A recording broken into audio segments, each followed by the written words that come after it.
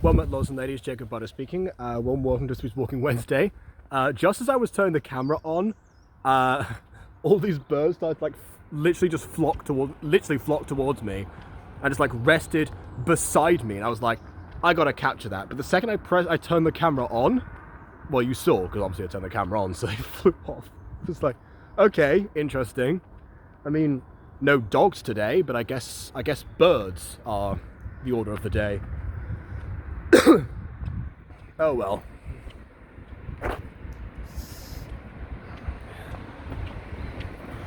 Like I was gonna say, it's beginning to look a lot like Christmas. Parking spots are free. And I'm back in Godalming with the ability to sing. Nobody's around here except me and that person and a few other drivers, which doesn't really work, but oh well, it rhymed. So yeah, kind of an interesting situation here, because I mean, I actually I've had an interesting go of it with when it comes to shopping as of recently.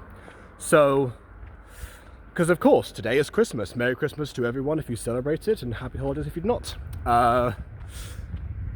But with that, of course, comes shopping. And yeah, the reason is everything must go, says in there somewhere. Yeah, well, you can tell from the signs being in English that I've returned, so from my amazing rendition just there. But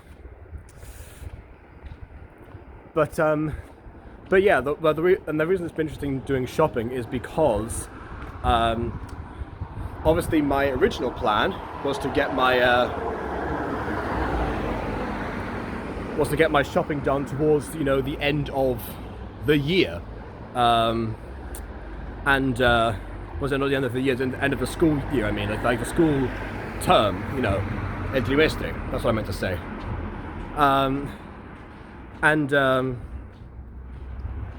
But then because of course that was going to be, because that means I could bring back, particular gifts or something.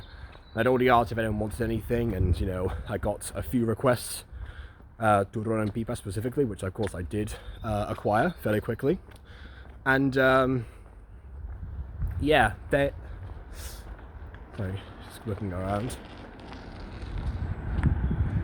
because it's not vacant like I made it seem. Just somewhat deserted, because I thought, oh well, there's a bunch of people, no one's going to be around today, so yeah, I'll use one of the one of the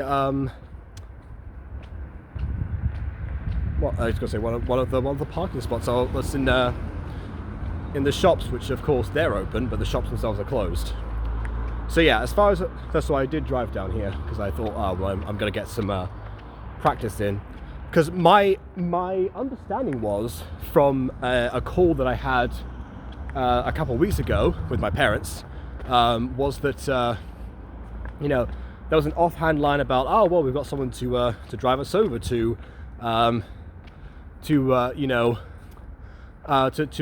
the pantomimes we're going to watch, which happens to be in the town over from us. Which bigger pantomimes, by the way. Watched that one yesterday. And yes, Fee Fi Fo fun pantomime is definitely accurate. Was it the best? Not necessarily, but the thing with pantomimes is that they have advantages and disadvantages over each other.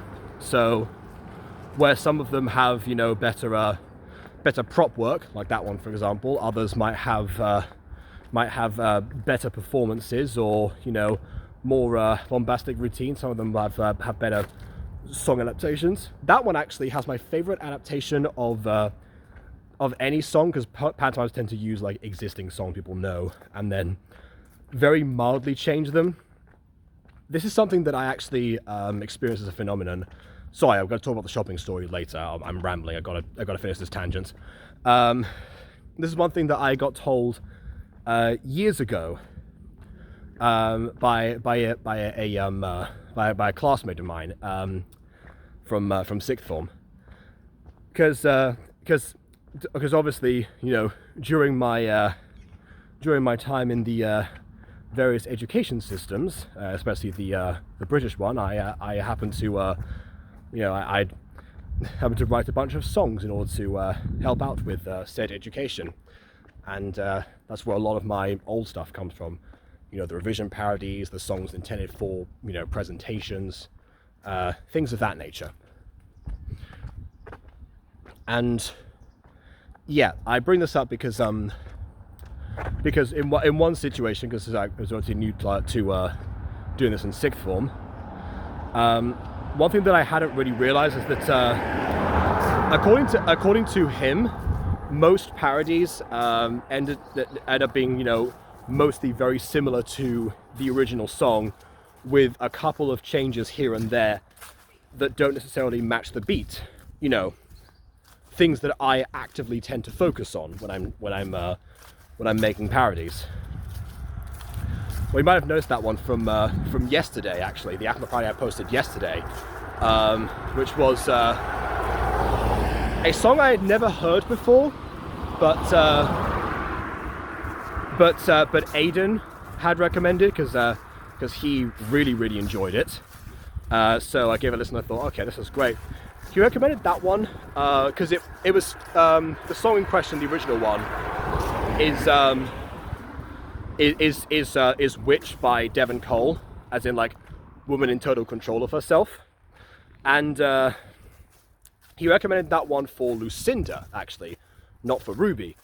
And the reason I changed that was because since Lucinda is a witch, it felt too easy. It felt like it was there was nothing there to really change. Because like a lot of the lines in the original song also pertain to Lucinda, and at that point you're just kind of like picking and choosing what stuff you're going to keep the same. I like it when parodies actually go that extra step and like make something entirely different, but within like the same meter and potentially rhyme scheme as well. That part is a bit wishy-washy. That depends. So yeah, basically the parodies that he was describing are the ones that you get in your average pantomime, which is why I brought that up earlier.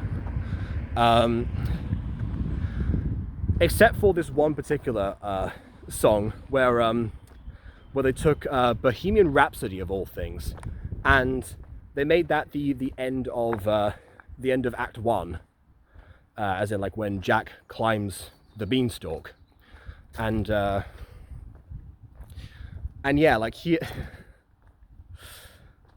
it's so good because like the way they did that was like they tied all the words to he's talking to his mother, obviously, the whole like mother, like that part doesn't reference killing a man, because that would be that hadn't happened yet, and so it's my time has come, as I got to send this and whatever. The mother, of course, sings back. Some of the other people like hype him up, and of course Jack in the actual play is just a poor boy from a poor family, so they kept that part the same.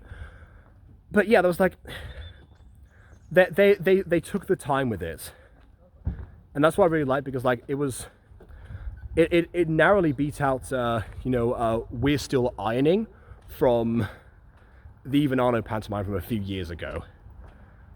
I forget which adaptation that was, actually, where some of the characters had like an ironing company of some kind. I forget the details, but yeah, like that one was because like they actually, again, it took a little bit more than just we're going to use the exact same things. Because like some of the other songs, even sometimes they just don't even like change them at all.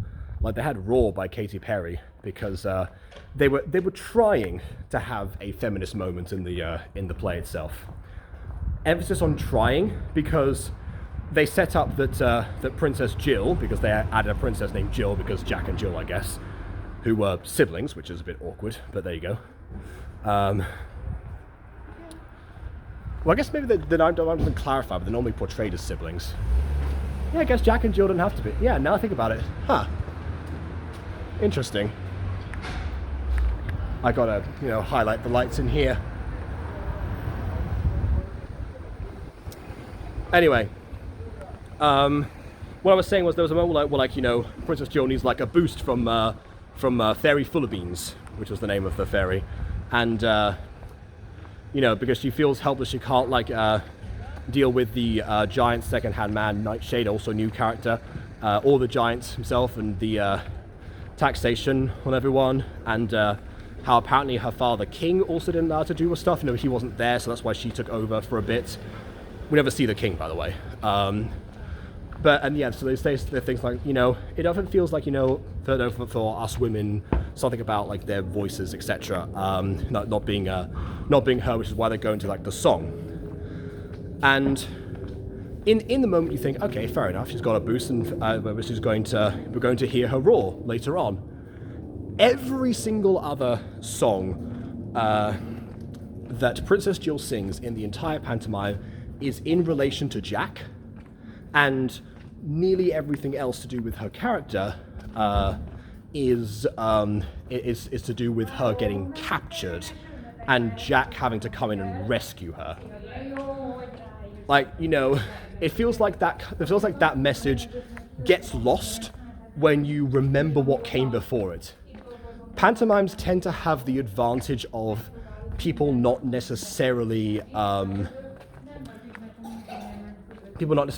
recalling what came exactly before it, because there's so much like stimulus that you're just like lost in the moment, either from like the absurd humor, the puns, the stage work, whatever the thing that they tend to focus on. But yeah, of course, being me, I couldn't help but remember.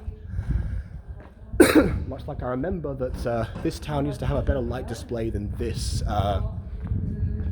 Then again, maybe I'm just used to it. Maybe just because I was in Vigo recently. Which reminds me, going back to my shopping stories. During that same call, where it was suggested that I would be taking everyone to see like the second pantomime, which we haven't gone to see yet. The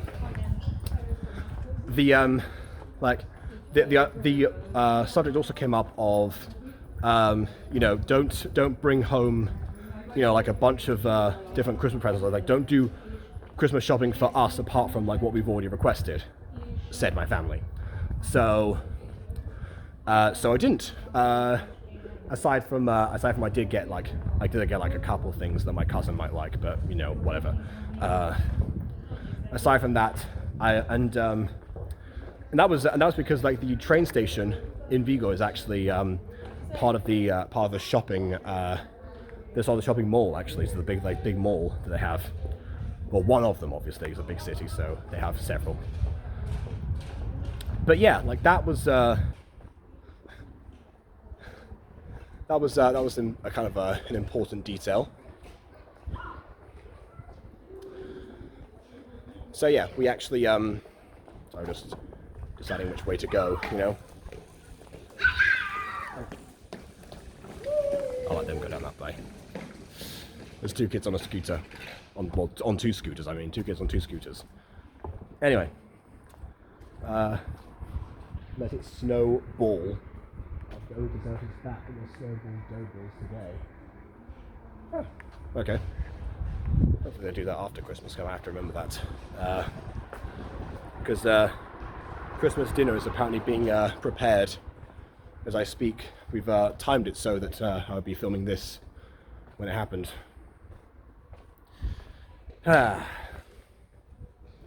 So yeah, I guess I'm just gonna head back down. I thought I would like highlight the high street here and see what was going on, but of course the answer is not much.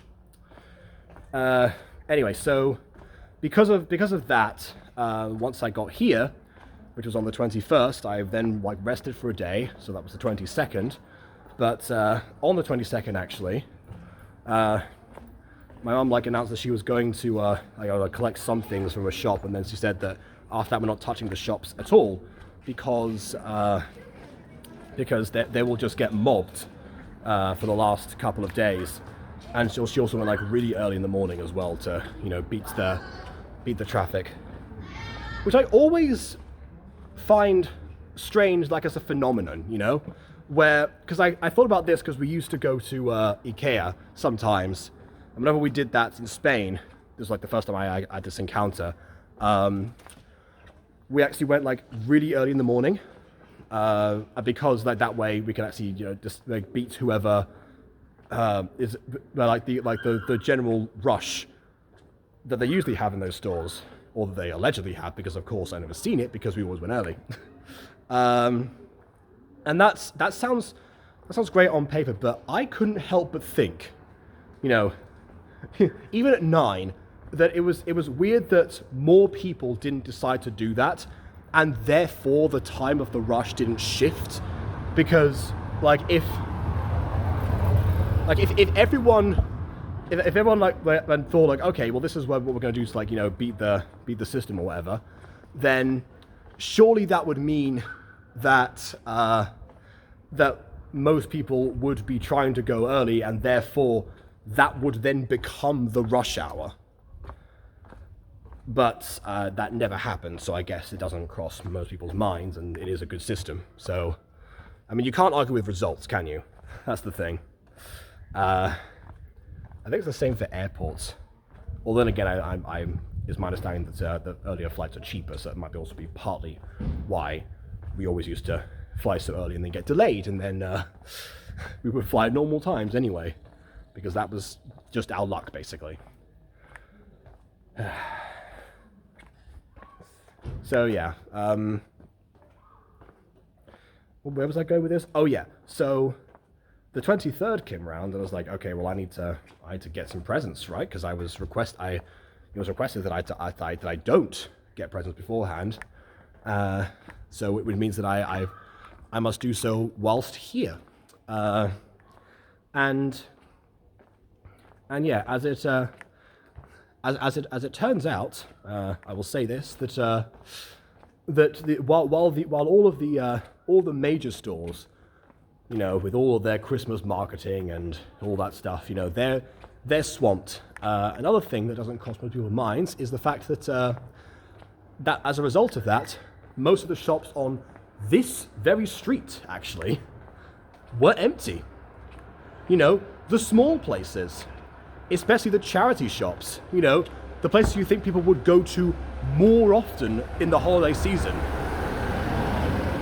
Because I know this sounds weird to like the Americans, but like over here, there's like a big like cultural element of either second-hand stuff or just charity stuff or dirty stuff in general for charity shops and whatnot.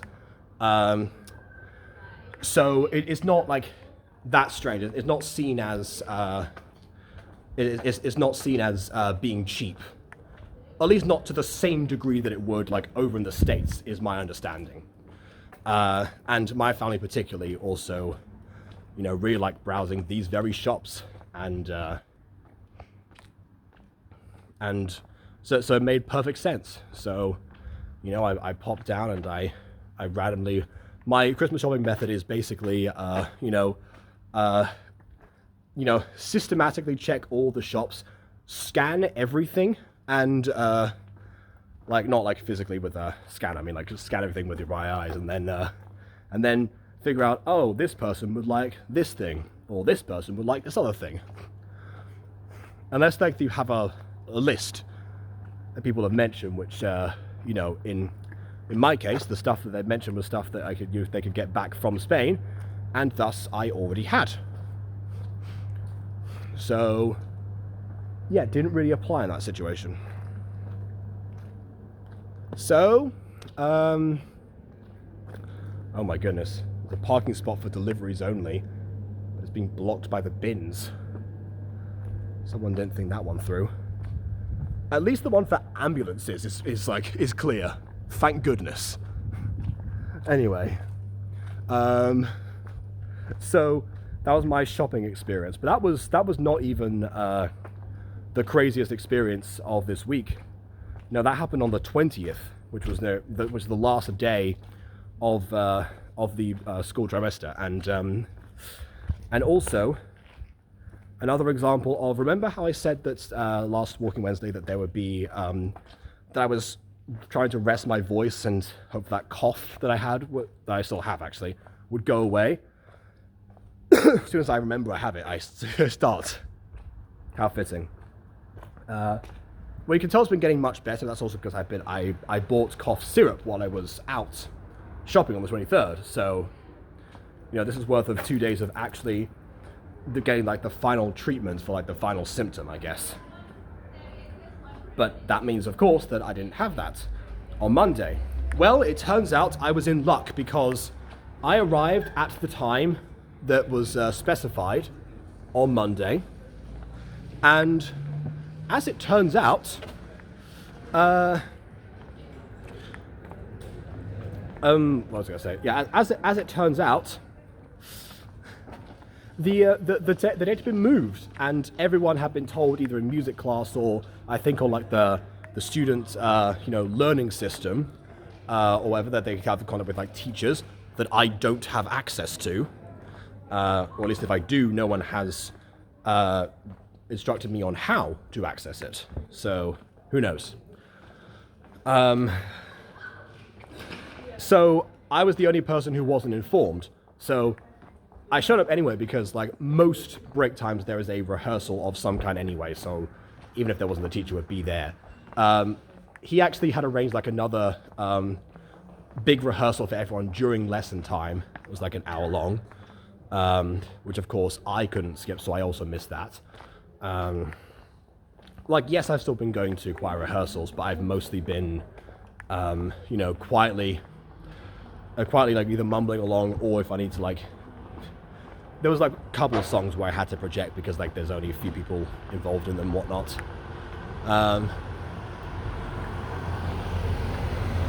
Yeah, my function as the Joker of the choir has has proven advantageous because in certain songs, because like the teacher was trying to tell me like, well, you're gonna do this one with this group or this one with this group. As it turns out, the tenors and soprano ones were on like the same side as each other in the positioning, and the other baritons on the other side of us, which someone pointed out should be basses, but what am I don't know. I'm not an expert. But yeah. So then the sopranos were like on the far end from us. So I was able to alternate between the soprano ones, who I'd rehearsed most of all with. That's where I started, and then the tenors who I had joined for a couple of the later songs. And but yeah, the director actually said that it was that even the songs that I wasn't with the few tenors that existed, because I wanted to like help them out to increase numbers. Like I actually still, I was still helpful for them for the sopranos because like a lot of them aren't super confident. The thing is that with the larger like a section gets in choir, the quieter each individual gets, which is sometimes an advantage because you need to make sure that they don't overpower people. But the thing is, they don't like, they try to match each other and then also try to hide behind each other. And it was our first performance as a choir anyway, so a lot of them were nervous regardless, and I'm a more experienced person when it comes to those matters because I've been in multiple choirs for a very long time. And you might be thinking, oh, but Jacob, if you said that it didn't happen on Monday, no one told you, then why are you talking about this now? Well, because it happened on Friday. It happened on that Friday the 20th, so I had more time to recover. I wasn't able to project as much as I wanted to in falsetto, which is already a struggle, but then again, I got to do Vois sur ton chemin, which, like I said before, has always been a dream of mine to do. And I didn't know we were going to get the opportunity until like it was like randomly introduced by the director. I will say he talked to me about like how he didn't want to like do too many like complicated things with the choir to start off with, and yet we had one song in Portuguese, one in mostly French, Two in Gallego, which of course was fine for them, and one in Spanish, like Castilian Spanish. So, wow, I've never seen this shop that closed. Well, that, you know. Yes, the refrigerators are still on, but nothing else. And oh, they haven't turned off the display TV. They're wasting power. That's not good. Not good at all. What was I saying? What was I saying?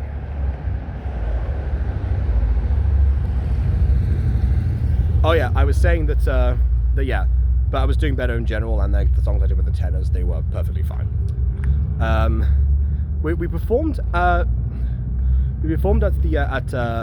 the LD residence, and I was actually kind of like surprised by like the fact that if we were going to arrange on Friday, we could actually have performed in the school. I think I pitched this to the director at one point. I pitched it to him, and I thought, well, I mean, if there's, because there was already like events that were happening on that day, which I will get to in a second. So the fact remains that yeah, it was like, I felt like before something was set up, I mean, that during those events we could have like, okay, just stayed there, and you know, maybe that would have also helped to like incentivize people to join. Although then again, I'm not sure if we're still looking for more members or if we're at capacity. And I asked that because like during one of the Wednesday rehearsals, like the big Wednesday rehearsals, the director had us all sitting down for most of it, which I do not recommend at all, for the record. I mentioned this before, but it was uncomfortable trying to like project and then like also, but I think that's because I'm used to standing up. It could be because like we were going to be there for an hour, but basically we had to like outsource chairs, and it was almost to the point where like, you know, one of like us teachers would have been was standing up anyway, which I would have been fine with personally, but yeah, alas. So yeah, if that's the incentive for rehearsals, then I guess by process of elimination we must be at capacity for that. So yeah, I don't know. It's weird in that sense.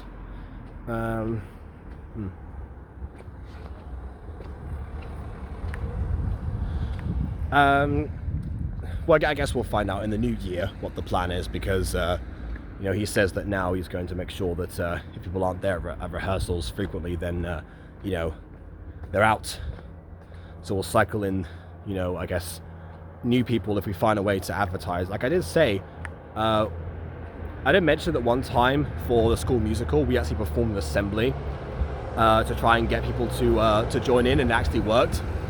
I think he shut that down because he said that culturally speaking, they're not as used to musical performances in general, so they would not be as inclined to join, which is going to be interesting because one of them wanted me to do a pantomime and be part of it for carnival time, which I'm not sure is going to be possible, but we'll see. Depends what major projects I'm involved with. Right. In the meantime, such as, of course, you know, Mutant Girl remake and stuff like that. You know, I'm hoping I don't have to delegate too much of that effort, or, you know, have it, you know, in tandem with a musical, which I'm pretty sure I did last time. Well, not last time, but I did one of the times with Siren Story. Again, we shall see. I keep getting pitches sometimes of like, oh yeah, we should do like more than one remake a year, and it's like, well, yeah, if you're around, Aiden, because it is always Aiden. But well, so yeah, but essentially we did that performance. You know, that they enjoyed it. Particularly, of course, the two final songs we did, which were traditional Galician songs. So they're ones that they were able to chant along to and clap along. They got more excited for that than they did for the French, Portuguese, and Castilian ones. I'll say that much.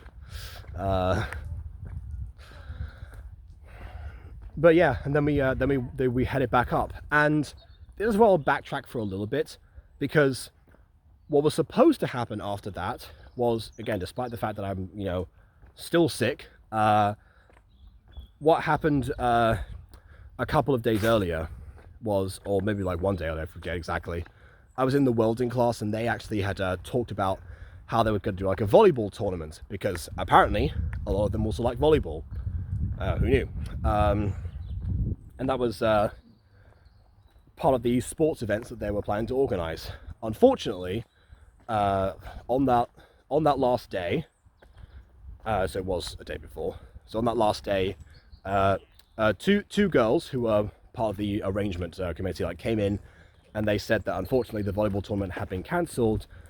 Would they be up for being part of football instead? They said not really, because we've decided for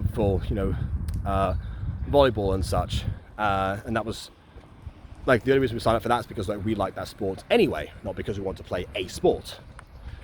Then things proceed as normal, I guess, and then, well, as normal, because actually I was allowed to speak to them in Spanish for once. So the teacher was still giving his build-up lecture, and I was there to witness it and mention stuff to them.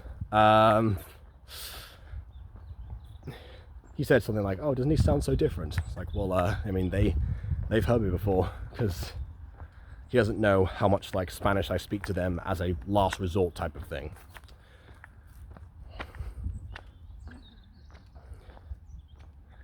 But yeah, that's something that I actually also got asked by my mum yesterday, was, do I speak to them with my normal volume, and if so, how can I expect them to understand me? Just especially in general, not just the welding ones. To which I say, well, I mean, thinking about it, actually, the reason I speak so quickly is because of the time that we all spent in Spain. That's just one of the things that you pick up. But aside from that, my method is usually that if I feel like I'm speaking too fast, I'll repeat and I'll slow down if they ask me. If I still don't understand that, then I'll try to rephrase it. If I still don't understand, I'll try another way. And at that point, if we're not getting anywhere at all, and the guesswork doesn't make sense, I will drop the act and say the sentence in Spanish, and then we'll carry on from there. That's usually how that goes. That's my method. So that's how that's how I make myself understood on these different levels, and that's why Spanish is the last resort, which I've had to use more with the welding students, in all fairness, but that's something that the teacher doesn't know, because he's not there for that particular portion of the class. What else? Yeah, so during that time, the lecture resumed, or whatever we're doing, and then 3 more girls appear, and they say that they basically say no, we've got to sign you up for football. But then of course they backtrack, because of course they need to actually convince them. And here is where I messed up and they also messed up. So they I can't remember why, but I think I asked them a question or something, the girls, and then one of the welding students asked me oh, hey, are you going to play? And I said oh, we'll, and then the girl said if you will you play if he does, and they kind of nod along. So I thought, well, okay, these people need my help, the girls need my help.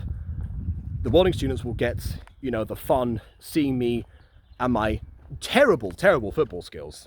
It has to be said. They'll have a good time. That the girls get what wants. Everyone seems to win in some way, because even if they don't like football, they can enjoy at least laughing at me. That was my thought process. You know, they, I guess, were hoping that I would say no, so they have an excuse to carry on, but to not do anything. But that was, again, not clear, because then, of course, I started to, you know, think about, like, the logistics of it, because I was like, okay, what time will this start? You know, when will it be back for this point? And I was like, you know, don't worry about it. It's like, well, no, I'm gonna see if I can make this work.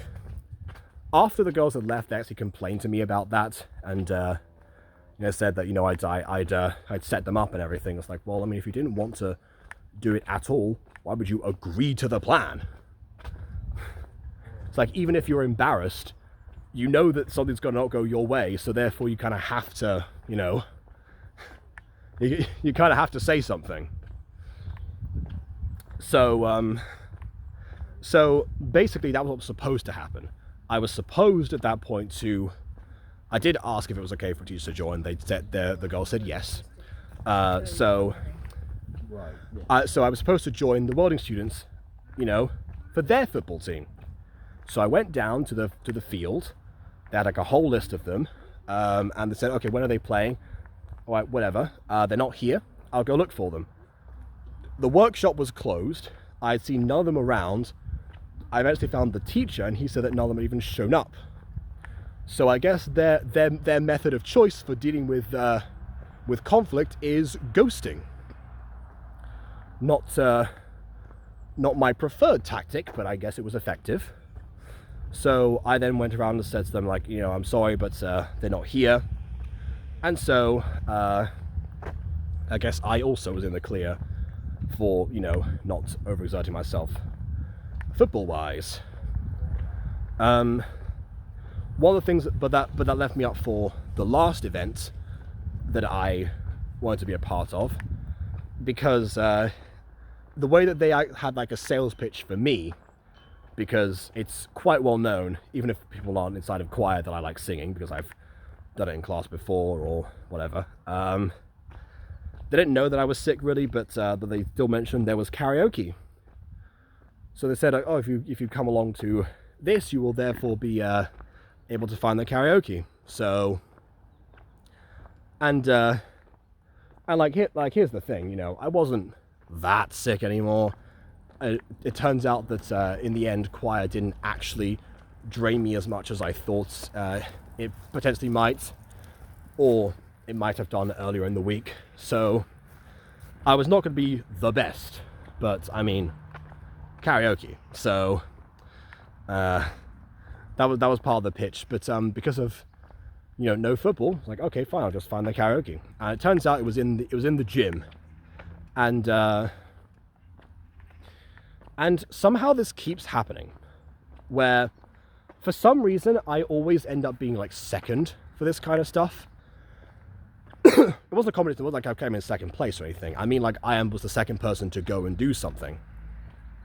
You know, like, for like all the way back in 2015, I think, where I was asked by my PE teacher to prepare a speech about like the Duke of Edinburgh Award, and I was the second person to present, which ended up being an issue because everyone tried to everyone was like, how do we live up to this particular speech? Because of course I had like a whole like routine and stuff that I prepared, rather than, you know, there's just a shy for my DOV I did this blah blah blah blah blah. You know, too boring.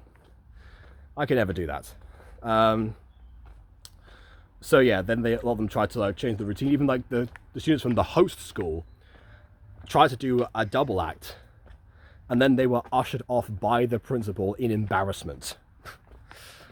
So yeah, and then of course, I guess, you know, another great example is when I pitched. I think I talked about this actually on Walking Wednesday, when I pitched Siren Story as, like, you know, for end of year projects for, you know, for university. I was the second person to pitch, and I of course had prepared a lot more than everyone else did, because they went like, my play is such and such, it has so many actors, and this is the story. Meanwhile, of course, I was like, well, I mean, my idea is very ambitious, you know, and it's a whole original musical. I need to I need to give people a proof of concept because I'm make sure they know that I'm not selling them a pipe dream. So I of course performed the first song, had a presentation of like the structure of it, or the intended structure, because it wasn't fully written at that point. And everyone else was like, what are we going to do now? In this case, it was less of a, live up to situation, because actually the guy that went first, he set the bar for everyone else, because he mentioned to me, he's in the choir as well, so he mentioned that, his singing voice sounds a lot like Elvis, so he did an Elvis song, and yeah, he was absolutely right. He had like a full like Elvis costume and such, and meanwhile I was in my gacha suit, because it was the only suit that I took with me. Which was just as well, because otherwise I would not have used it, aside from until I said I bring it back to use for the Jacobs, as is the intention still. So yeah, afterwards they actually because I said like I thought I had to sign up for karaoke, but I never found people to sign up for, so I asked the girls who were in charge of that section, said, oh yeah, no, you just like come up, just do it. You're after this guy. And they also said that you've got a good accent, so you have to do like at least like Mariah Carey or something. And I was like, I mean, my goodness, I could. Like, here's the thing, like, All I've Got Is You, like that song, I can hit all the notes. I can do it. In fact, it was a choir performance. It was a choir song we did at one stage. This much is true in sixth form as well.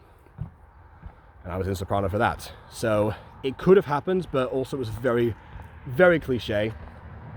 So, and also, like, again, my falsetto was not at its best at that point. I was like, you know what, some other time. Not right now. So instead, I actually performed Virtual World by the Subdigitals, and that was a song from Code Lyoko, which I'd previously talked about briefly in class, and another song that I've always wanted to perform, and I was like, okay, this is my chance. So yeah, kind of goes a bit back to my roots, actually, because I remember that in Madrid, one of our games we used to play, we used to do make-believe of us being the Lyoko Warriors, and for some reason it evolved to the point where during one of the like attacks from, I think it was Carthage, because we defeated Xana by that point, set up so that like Jeremy was Jeremy being me, was put down as a singing audition for this particular band that was going to compete in something. And eventually the resolution was that Jeremy enjoys it, and actually, he keeps singing, and we actually have a whole thing, of this band, the protagonists, because I just learned that word in class, and that we constantly like kept coming back to. If anything, to the point where we actually kind of focus a lot more like the band story than the actual Code Lyoko for a bit. It was kind of had to remind ourselves, like, oh yeah, this is like what we actually base this on. And of course, I performed a bunch of songs by the Subdigitals as if they were, not theirs. Even though I picked one of the ones that was actually in an episode and not just part of the extended album. But oh well. Other, fun times. But yeah, like it kind of, it brought it full circle, of course, my modern gacha attire. And just kind of like improvised a little bit, because like the microphone having a cable, then I couldn't move too much, but I did like a little bit of stuff. The director actually like also, called me a genius afterwards as well. So, it seemed to go down really well. And yeah, I was second for that too, and then other people also continued. One of them actually sang the same song that she mildly adapted for when I asked them to do like songs in like the first week that I had class, which again was a poetic full circle, because it was barely adapted to begin with. Remember I said before that some parodies only change certain words? Yeah, that was a good example of that. which I guess also brings this video full circle.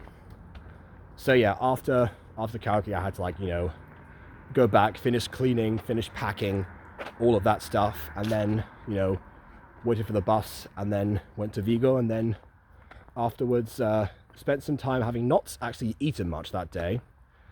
I got dinner from a gas station, which unfortunately meant that I was just too late for, like, the light display, because I went up a particular way. I was like, okay, that'll still be there when I get back. It wasn't. It was, they turned off the lights of the giant Christmas tree they have there. I saw it briefly from a distance, but I'm hoping they still have them up by, like, you know, Reyes Magos time. But we'll see. But yeah, like, my idea was, like, I did what I said. I booked a hotel room and went from there. Simple as. Then went to Santiago the next day. Oh wait, actually, one more thing.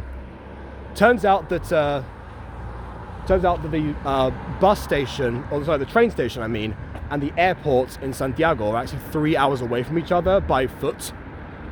So I had to scramble around trying to get, like, a bus, but I didn't have change, so I couldn't pay by card. I hailed like 7 different taxis. The 7th one, of course, responded. It was that was the only time I panicked, because I also had, like, 2 bags with me, so I had to, like, put one down in order to, like, signal for taxis, so I was barely able to draw their attention anyway. So,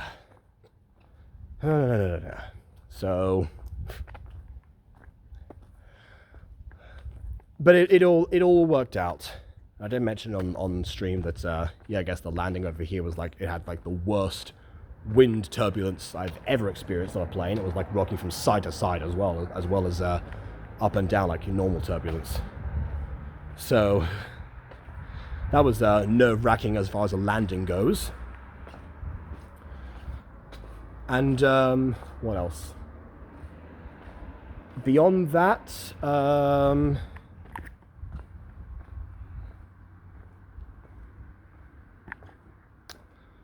forgot now. Sorry. Yeah. Oh yeah. Like, I heard something about about flights that day being cancelled from, like, Birmingham because of strong winds. And bear in mind, Birmingham is not super near to London where I was flying, but you know, relatively speaking, as far as you know, strong winds go, I guess we got the we didn't get the full force, but there's still something. What was the full something? But oh well, you know, I'm here now. I did the shopping a day later. I managed to finish up the AFMAO parody, and I got people all the presents. And now it's time to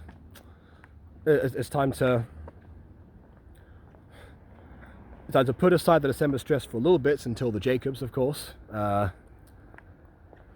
for today, I'm going to, you know, head back to the car park, drive back up in the warmth of the car, and